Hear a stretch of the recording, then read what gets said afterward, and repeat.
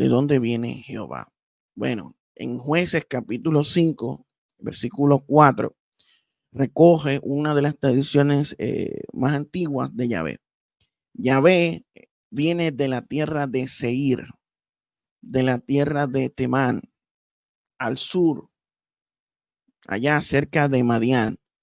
Me gustaría citar a Thomas Rommel, un erudito bíblico que nos habla sobre esto.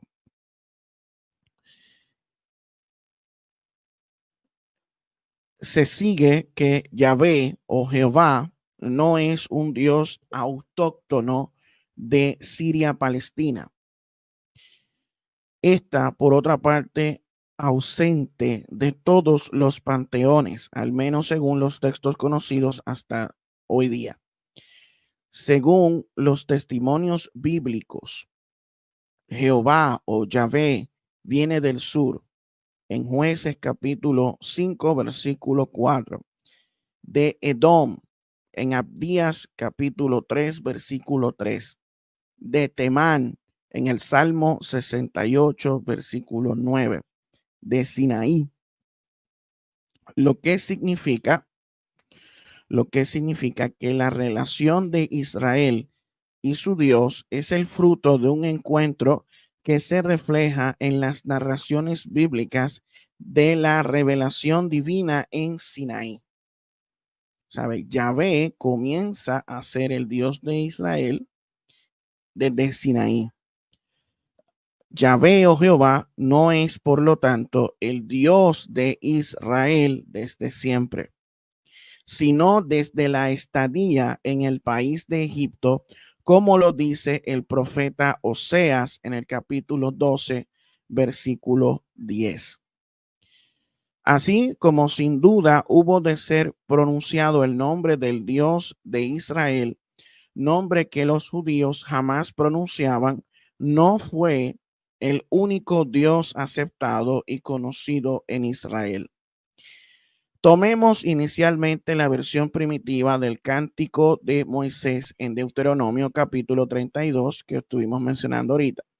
En esa versión atestiguada en la traducción griega y en un manuscrito hebraico de Qumran, de los rollos del Mar Muerto, leemos en el versículo 8, cuando el Dios Altísimo, el Elión, el Dios cananeo, el padre de los dioses cananeos, dio las naciones en herencia. Cuando él repartió a los hombres, él fijó los territorios de los pueblos, siguiendo el número de los hijos de Dios, de los hijos de él. Y la parte de Jehová o Yahvé es su pueblo Jacob, es la parte que se le atribuyó. A los demás se les atribuyeron otros territorios, Kemosh, Milcom, otros dioses. Ellos tenían otros pueblos que estaban bajo su tutela. Israel estaba bajo la tutela de Yahvé, según esta tradición de Deuteronomio 32. Según esta versión, el patrono de los dioses, el padre de los dioses, llamado Elión, repartió el mundo según el número de sus hijos, y Yahvé recibió entonces al pueblo de Israel como herencia. Tenemos allí la concepción de un panteón que se compone de diferentes dioses nacionales bajo la égida del gran dios El. ¿Sabe? Ese es el Dios original de Israel. Por eso el nombre, por eso que ustedes ven en Génesis que se habla de Bethel, casa de él. Se habla de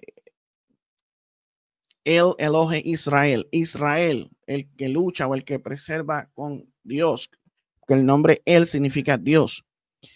Vemos Piniel, vemos Gabriel, Miguel, todo termina en él. Todo lo que termina en él es un nombre teofórico, lleva el nombre de ese Dios. Yahvé no aparecía ahí por ningún lado. Los nombres teofóricos de Yahvé aparecen después, como Elías, como Zacarías, todos los que terminan en Ías o Yahú. Esos ya son yavistas, nombres yavistas. de este otro Dios. Originalmente Israel adoraba este panteón de dioses, era la misma religión cananea. Abraham adoraba a Elión, Jacob, los descendientes, todos ellos adoraban a este Dios junto con otros dioses, dioses de la fortuna y otros dioses más menores que formaban parte de ese panteón. Hasta que llega Moisés. Moisés es el que trae a Yahvé. Y es interesante porque se dice que Yahvé, según la arqueología, según la historia, Yahvé era un dios volcánico de metalurgia que ya era adorado en esa región del mundo siglos antes que existieran los hebreos. En Egipto, en la región de Egipto, hay unas inscripciones de un pueblo nómada llamado los Shasu de Yahvé. Este pueblo nómada adoraba a Yahvé en esa región. Se cree que Jetro, el suegro de Moisés, era sacerdote de Yahvé. Por eso es que no presenta ningún tipo de oposición cuando le dice Moisés que ahora ellos adoran a Jehová, incluso hacer sacrificios dedicados a Yahvé. Y viene esta invasión militar luego, donde van invadiendo territorios, matando hombres, mujeres y niños, imponiendo a Yahvé como el Dios único y verdadero, hasta que lo lograron. O sea, lograron poner a Yahvé como el único Dios verdadero. Y hubo un sincretismo religioso entre él y Yahvé. Entonces, Yahvé se convirtió en el nuevo El Elyon, en el Dios Altísimo, en el nuevo jefe del panteón de los dioses. Ahí es que nace el Yahvismo. El Yahvismo era una religión enoteísta monolatrista. Era más monolatrista, que adoraba a Yahvé como su Dios principal y nacional, pero también reconocían a otros dioses como Moloch, como Asherá, que el árbol de Asherá estaba en el primer templo de Jerusalén. Usted sabe lo que es la menorá. La menorá, el candelabro de 9 puntas o de 7 puntas. Eso es lo que queda de la antigua tradición del árbol de Asherá, que era adorada en el templo de Jerusalén, en el primer templo de Jerusalén.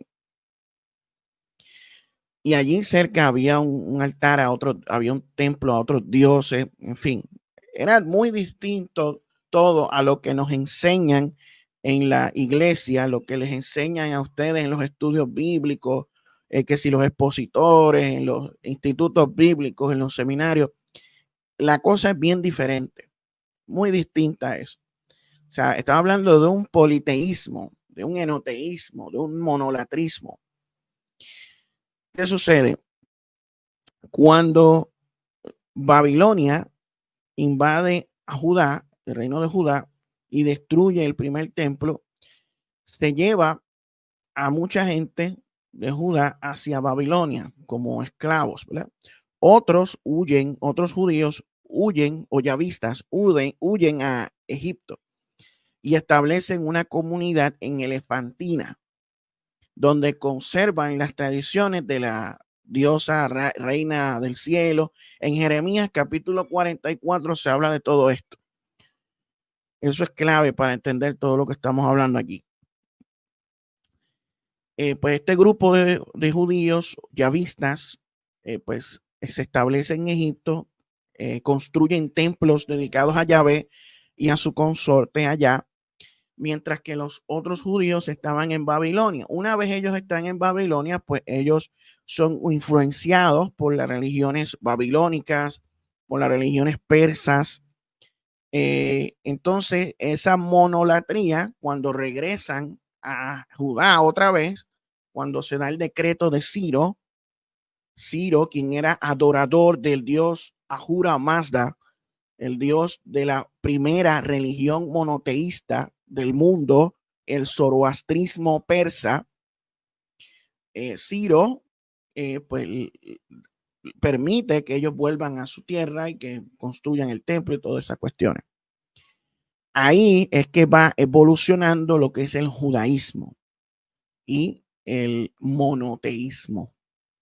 El monoteísmo que vemos en el judaísmo del segundo templo es el resultado de la influencia directa del monoteísmo persa, del zoroastrismo, de Ahura Mazda, que era un dios universal, creador del cielo y la tierra. Muchos conceptos del zoroastrismo persa pasaron entonces al judaísmo, y el Yahvé que vemos en el judaísmo del segundo templo hasta el día de hoy es una versión judía de Ahura Mazda.